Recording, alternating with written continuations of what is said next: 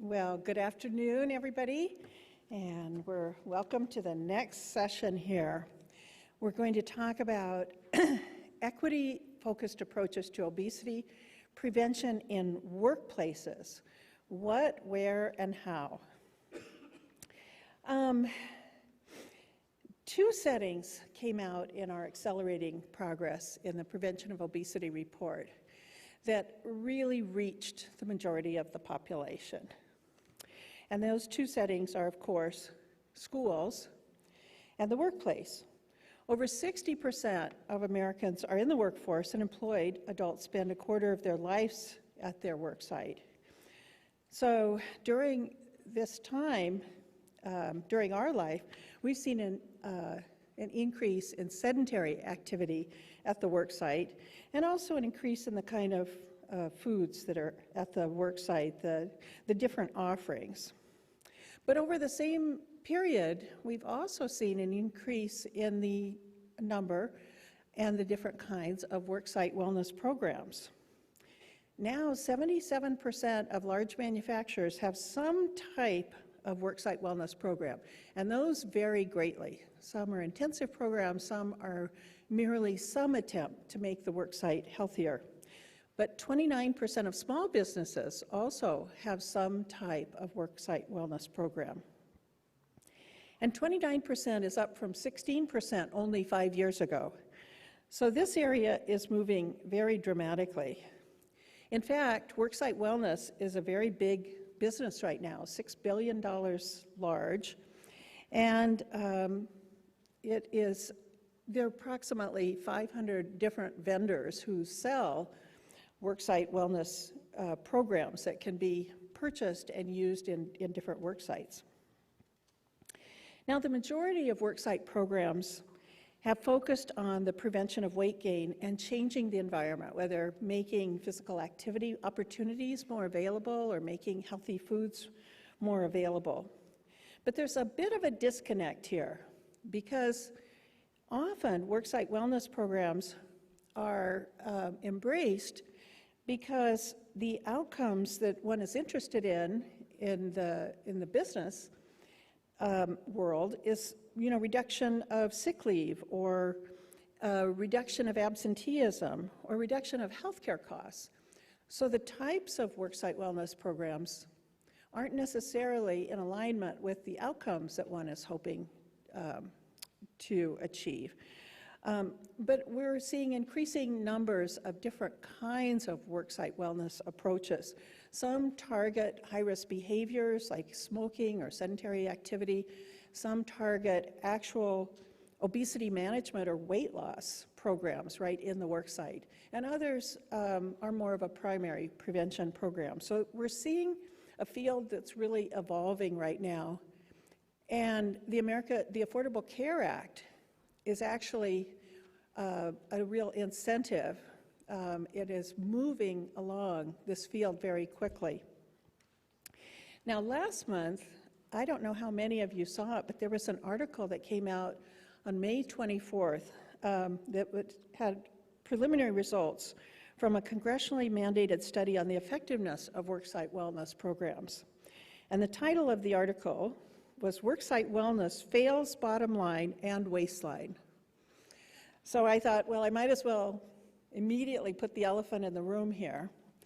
Are worksite wellness programs effective, and are they useful?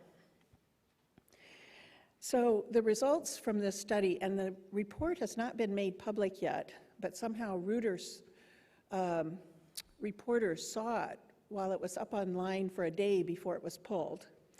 And so these findings you won't find on the web right now, but the report will be released in time.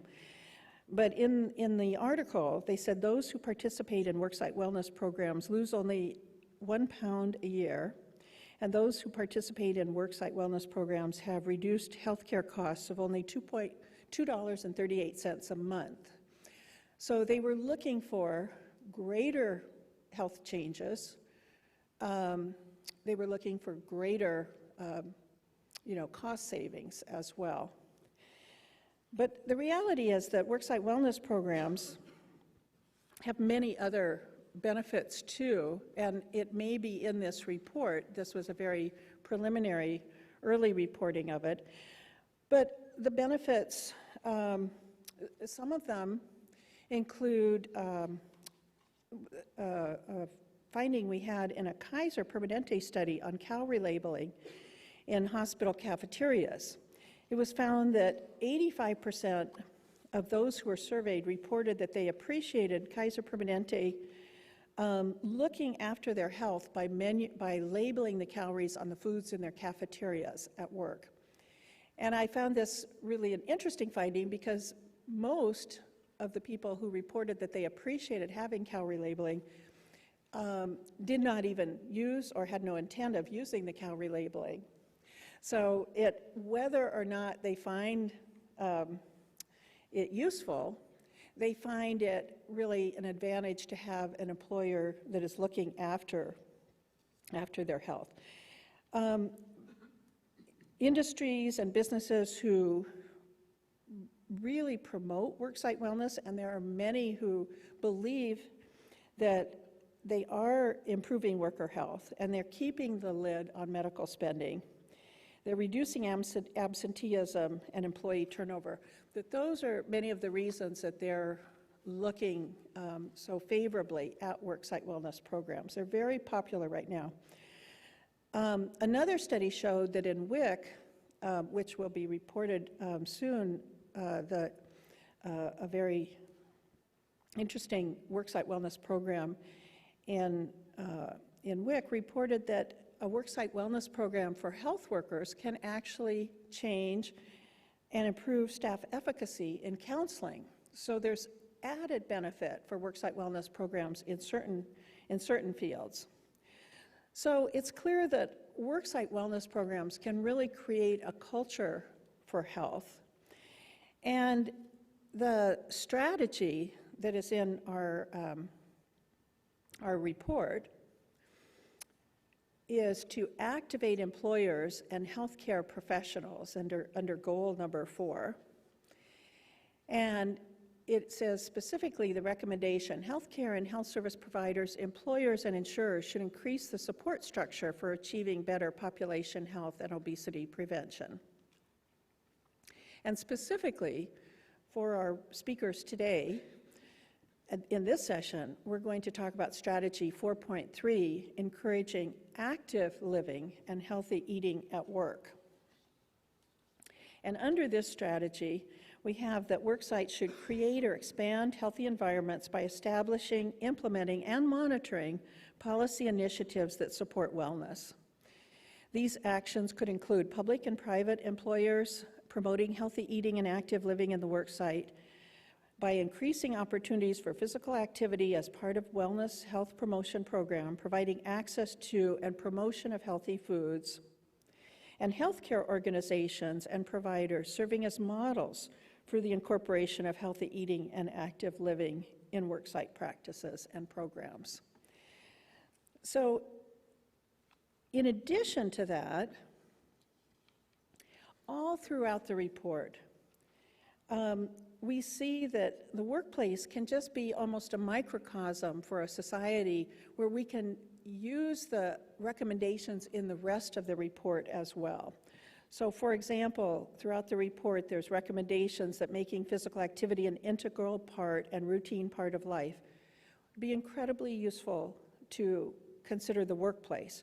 To enhance the environmental supports for physical activity, you can do that in the workplace. To adopt policies to reduce the overconsumption of sugar-sweetened beverages can be done at the workplace. To transform the messages about physical activity and nutrition and marketing can be done within the workplace as well.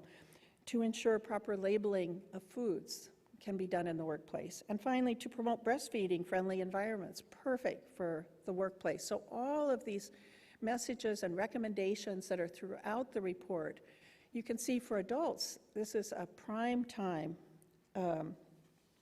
to include the breadth of the report within the worksite environment. So today we have two speakers who are coming both from the health field, but come from completely different areas.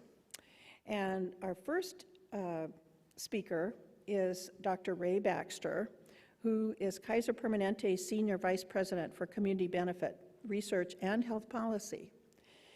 He leads the organization's activities to fulfill its social mission, including the care and the coverage for low-income people, community health initiatives, health equity, environmental stewardship, and support for community-based organizations.